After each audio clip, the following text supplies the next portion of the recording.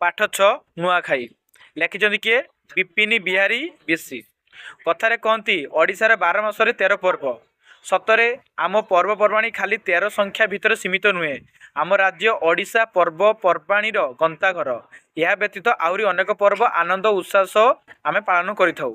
अच्छा मत कहल आम राज्य ओडिशा रे आम कौन खाली 13टा पर्व कौन पालन करुचे ताठा आहरी अधिक पर्व पालन करुचे कि नहीं हाँ कि नहीं बास प्रति मास 2-3टा पर्व मानव जीवन जंजालमय और विषादग्रस्त जीवन निरसता और मनरु क्लांत दूर करने जीवन को सरस और सुंदर और कर्मचंचल करिबारे पर्वपर्वाणी मुख्य भूमिका रही। पर्वपर्वाणी गुड़िक मध्य नुआखाई खूब प्रसिद्ध। अच्छा आम पर्वपर्वाणी कहीं पालन करता कहले देखी ना सारे मनीष जीवन तो बहुत क्लांतमय सब बेले काम सब बेले कष्ट तो ताकू ही टिके भूली जावाई टिके दूर करने आम कौन करता पर्वपर्वाणी पालन करता। अच्छा तुम्हें पर्वपर्वाणी हेल्ले तुम्हें खुशी थाओ ना दुखरे थाओ कहीं खुशी थाओ ना तुम घरे तुम बापा नुआ ड्रेस आनी जथा गणेश पूजा हेल्ले तो भाई गणेश पूजा हेल्ले तो भाई प्राय समस्त घरे सब नुआ ड्रेस आसुव पिला। अच्छा इष्ट देवी को वर्षकर प्रथम अन्न समर्पण करी खाइबार पर्व होची नुआखाई। नुआखाई क्या कहती इष्ट देवी को वर्षकर प्रथम अन्न समर्पण करी खाइबार पर्व होची नुआखाई। भाद्रव मास शुक्ल पक्ष पंचमी तिथि रे एही पर्व पालन करा जाय। छुआटा केबे पालन करा जाय भाद्रव मास शुक्ल पक्ष पंचमी तिथि रे ता पूर्व दिन विद्यादाता विघ्न विनाशन श्री गणेश को पूजा हुए हाँ कि नहीं। तापर गणेश पूजा तने भाद्रव मास रे हमर की पूजा अछि गणेश ताल तुमको एक बेले 2टा छुट्टी मिलिबो गणेश पूजा पई छुट्टी मिलिबो नुआखाई पई भी छुट्टी मिलिबो प्रति वर्ष। नुआखाई रे माँ बसुमती को कृतज्ञता ज्ञापन करने स्वरूप वर्षर प्रथम फसल नुआ धान केंदा और नुआ चूड़ा को एक नुआ हांडी रे भोग करा जाई घर इष्टदेवी महालक्ष्मी को पूजा करा जाए हाँ कि नहीं। ए जो भाद्रव मास है ओडिया रे नुआखाई बा नवान्न भक्षण उपलक्षे कि धनी कि दरिद्र समस्ते घर सजासजी काम लगी पड़ती। घर माँ झील और बोहू मैंने ठाकुर घर ठारू आरंभ करी समस्त घर द्वारा दांड पिंडा को लिपापोछा करती। घरे व्यवहृत खट पीढ़ा डाला कौन लिखाई डाला कुला लुगापटा बिछणापत्र डब्बा डब्बी आदि को सफा करी सजाई रखती बुझीपार यही नुआखाई आम गोटे बड़ पर्व नहीं। अच्छा पुरपल्ली ठारू आरंभ करी सहर जाए नर नारी माने दुकान बजार रे बिका किणा करिबारे लागी पड़ती।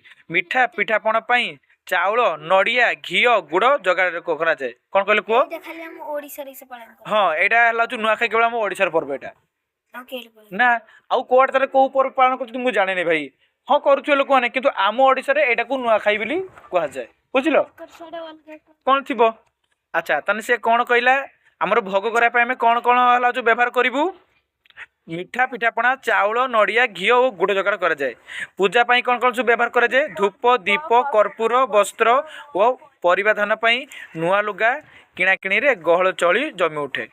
परिवा पत्र हाट रे लोक भिड़ हुए नुआखाई पूर्व लोक मान भितर आनंद और उल्लास भरी रही है।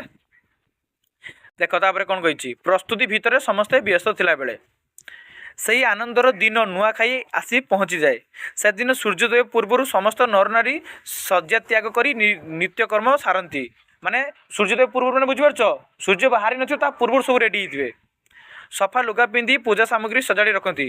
घरर मुखिया नुआ लुगा परिधान करी पूजा पाठरे बसंती समस्ते नुआ लुगा पिंधती पितृपुरुष को पिंडदान पर नुआ धान केंदा चूड़ा पिठापणा देवादेवी को समर्पण करी पूजा करा जाए। धूप दीप चंदन और कर्पूर बास्ना घर महकी उठुए शंख हुलहुली घंट घंटा नादरे घर अगणा दुलकी उठे। पूजा शेष घर समस्ते गोटे स्थान में बसंती देवी देवता पाखरे लगा जाइतिबा भोगरे नुआ चूड़ा घी महू गरस गुड़ कदली मिसाई प्रसाद प्रस्तुत करा जाए। बुझ गरस माने कौन कि गरस गरस नाई गोमूत्र नुहे गरस माने कौन कि गाई क्षीर जेटा तुम्हें क्षीर बिल तुम्हें कौ कौन कहती गरस है। समस्ते पूर्व दिग को मुह कर बसी पत्रर चौथी रे बढ़ा होइतिबा एही प्रसाद को बेसाबन करती।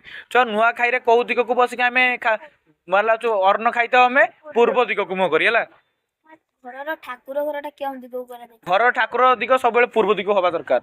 ଆଉ ତୁମ ଘରରେ ଯେଉଁ ଭାତ ହାଣ୍ଡି ଯୋଉଠି ରହିଥାଏ যেটা তুমি ହାଣ୍ଡିଶାଳ କହୁଛ ସେଟା ଐଶାନ୍ୟ କୋଣରେ ହବା ଦରକାର, ହେଲେ ତମର ସବୁ ଠିକ ଠାକ ହବ। ଆଚ୍ଛା ତାପରେ ଦେଖିଆ ଐଶାନ୍ୟ। ତାପରେ ସାନ ମାନେ ବଡ ମାନଙ୍କୁ ମୁଣ୍ଡିଆ ମାରି ଜୁହାର କୁହନ୍ତି, ୟାକୁ ନୂଆଖାଇ ଜୁହାର କୁହନ୍ତି ହେଲା, ନୂଆଖାଇ ଜୁହାର। ତାପରେ ବଡ ମାନେ ଖାଇବା ପାଇଁ ବସନ୍ତି, ଘରେ ତିଆରି ହୋଇଥିବା ପିଠାପଣା କ୍ଷୀରି ପୁରୀ ମିଠା ତଥା ଭଳିକି ଭଳି ଡାଲି ତରକାରୀ ପ୍ରସାଦ ରୂପେ ସେବନ କରି ସମସ୍ତେ ଆନନ୍ଦରେ ଉପଭୋଗ କରନ୍ତି। ତାପରେ ସେମାନେ ସାନମାନେ ବଡମାନଙ୍କୁ ମୁଣ୍ଡିଆ ମାରି ଜୁହାର ହୁଅନ୍ତି, ହଁ ଏହାକୁ ନୂଆଖାଇ ଜୁହାର କୁହାଯାଏ। ହଁ ତାପରେ ବଡମାନେ ଖାଆନ୍ତି, ମାନେ ସାନମାନେ ଯେତେବେଳେ ଜୁହାର ହେଇନାହାନ୍ତି ବଡମାନେ ଖାଇବେନି। ନୂଆ ଖାଇସାରି ଘରର ଝିଅ ବୋହୂ ମାନେ ରଙ୍ଗ ବେରଙ୍ଗ ପୋଷାକ ପିନ୍ଧି ବାହାରି ପଡନ୍ତି ନୂଆଖାଇ ଭେଟ ଘାଟ ପାଇଁ। ବୁଝିପାରିଲ, ନୂଆଖାଇ ଭେଟ ଘାଟ ମାନେ ସମସ୍ତେ ଯାଇକି ସେ କଣ କହିବେ, ନୂଆଖାଇରେ ଅଭିନନ୍ଦନ ସମସ୍ତଙ୍କୁ ହେଲା। ଘର ଘର ଘର ଘର ସାଇ ସାଇ ବୁଲି ଗୁରୁଜନ ମାନଙ୍କୁ ମୁଣ୍ଡିଆ ମାରି ଜୁହାର ହୁଅନ୍ତି ଓ ବୁଢା ବୁଢୀ ମାନେ ହସ ଖୁସିରେ କହନ୍ତି, ବଞ୍ଚିଥିଲେ ଆର ବର୍ଷକେ ଦେଖା ହେମା। ବୁଝିପାରିଲ, କଣ କୁହନ୍ତି, ବଞ୍ଚିଥିଲେ ଆର ବର୍ଷକେ ଦେଖା ହେମା। ତା ମାନେ କଣ, ଯଦି ବଞ୍ଚିଥିବ ତାହେଲେ ଆର ବର୍ଷକୁ ଦେଖାହବ। ଏହି ପର୍ବରେ ବୁଢା ବୁଢୀଙ୍କ ଠାରୁ ଆରମ୍ଭ କରି ପିଲାମାନଙ୍କ ପର୍ଯ୍ୟନ୍ତ ସମସ୍ତେ ଗାଁର ମନ୍ଦିରକୁ ଯାଇ ଦେବ ଦର୍ଶନ କରିବାରେ ବିଧି ରହିଛି। ଖରିଫ ଓ ରବି ଫସଲ ଉତ୍ପାଦନର ବଢୁ ଏବଂ ସଂସାରରୁ ଅନ୍ନ କଷ୍ଟ ଦୂର ହେଉ ବୋଲି ଠାକୁରଙ୍କ ପାଖରେ ପ୍ରାର୍ଥନା କରାଯାଏ। ସଞ୍ଜ ନଈ ଆସିଲେ ଖେଳକୁଦ ମୌଜ ମଜିସିଲେ ସମସ୍ତେ ମଜିଯାଆନ୍ତି। ଘୁମୁରା ନାଚ ଭଜନ କୀର୍ତ୍ତନ ନାଟତାମସା ଓ ଖିଆପିଆରେ ଲୋକେ ନିଜକୁ ହଜାଇ ଦିଅନ୍ତି। ବିଶେଷ କରି ଆଦିବାସୀ ସମ୍ପ୍ରଦାୟର ଲୋକଙ୍କର ନାଚ ଗୀତ ଓ ବାଦ୍ୟ ବେଶ ଆନନ୍ଦଦାୟକ ହୋଇଥାଏ। ସେମାନେ ଏହି ପର୍ବକୁ ଉତ୍ସାହ ଓ ଉଦ୍ଦୀପନା ମଧ୍ୟରେ ପାଳନ କରିଥାନ୍ତି। ବୁଝିଲ, ନୂଆଖାଇ ଏକ ସାମାଜିକ ଓ କୃଷିଭିତ୍ତିକ ପର୍ବ। ଏହି ପର୍ବ ପାଳନ ଫଳରେ ନୂଆ ଫସଲ ଅମଳ ପାଇଁ କୃଷକ ମନରେ ଆନନ୍ଦ ଓ ଉତ୍ସାହ ବଢ଼ିଯାଏ। ଏ ପର୍ବ ଉପଲକ୍ଷେ ଯିଏ ଯେଉଁଠି ଥାଆନ୍ତୁ ନା କାହିଁକି ଆଗରୁ ଆସି ଘରେ ପହଞ୍ଚିଥାନ୍ତି। ଏହି ପର୍ବର ବିଶେଷତ୍ୱ ହେଲା ଏହା ଜନସାଧାରଣଙ୍କୁ ସାମାଜିକ ବନ୍ଧନର ଗୁରୁତ୍ୱ ଶିଖାଇଥାଏ। ବ୍ୟକ୍ତି ବ୍ୟକ୍ତି ମଧ୍ୟରେ ମାନବିକତା ଓ ଭାତୃତ୍ୱ ଭାବନା ସୃଷ୍ଟି ହୋଇଥାଏ। ହଁ କି ନାହିଁ, ଭାତୃତ୍ୱ ମାନେ ଭାଇ ଭାଇ ମାନେ ଧରିନିଅ ତମ ଘର ତିନି ଭାଇ, ତମେ ଦି ଭାଇ ବାଲେଶ୍ୱର ଥିବ ଦି ଭାଇ ଭୁବନେଶ୍ୱର ଥିବ, ତ ସିଏ ଭାଇ ଆସିବ କେତେବେଳେ, ଆସିବନି। ତ ଆମେ ଯଦି ଗୋଟେ ପର୍ବପର୍ବାଣି କରିବା ତ ସେ ଅଟୋମେଟିକାଲି ଆସିବେ, ପୂଜାରେ କ'ଣ ହେବେ, ସମ୍ମତି ହେବେ, ଖେଳକୁଦା କରିବେ। ଏଥିରେ ଜାତି ଅଜାତି ଉଚ୍ଚ ନିଚ ଭେଦଭାବ ନଥାଏ। ସମସ୍ତଙ୍କ ମନରୁ ବାଦ ବିବାଦ ମାନ ଅଭିମାନ ରାଗ ରୋଷ ଅପସରି ଯାଇଥାଏ। ଆମର ବ୍ୟକ୍ତିଗତ ଓ ସାମାଜିକ ଜୀବନ ସଦ୍ଭାବ ରୂପେ ପୁରି ଉଠେ। ଆମର ଧର୍ମ ସଂସ୍କୃତି ଓ ପରମ୍ପରାକୁ ଠିକ୍ ବାଟରେ ପରିଚାଳିତ କରିବାରେ ଏହା ବିଶେଷ ସହାୟକ ହୁଏ। ବୁଝିପାରିଲ, ସରିଯାଇଛି। ତ ୟାର ପରବର୍ତ୍ତୀ ପ୍ରଶ୍ନ ଉତ୍ତର ଆମେ ନେକ୍ସଟ ଅଧ୍ୟାୟରେ ପଠାଇଦେବୁ। Thank you.